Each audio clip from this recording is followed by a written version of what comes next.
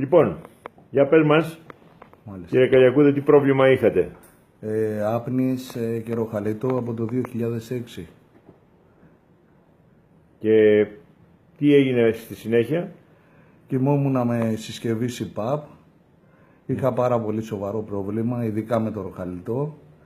Και αποφάσισα τώρα πριν 2 εβδομάδες να κάνω την επέμβαση αυτή που έκανα, η οποία έχει σχέση με τη μύτη, με το λάριγγα και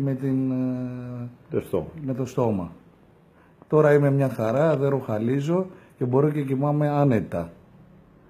Και φυσικά τέλος πάντων μετά από χρόνια μπορώ και να πω ότι κοιμάμαι.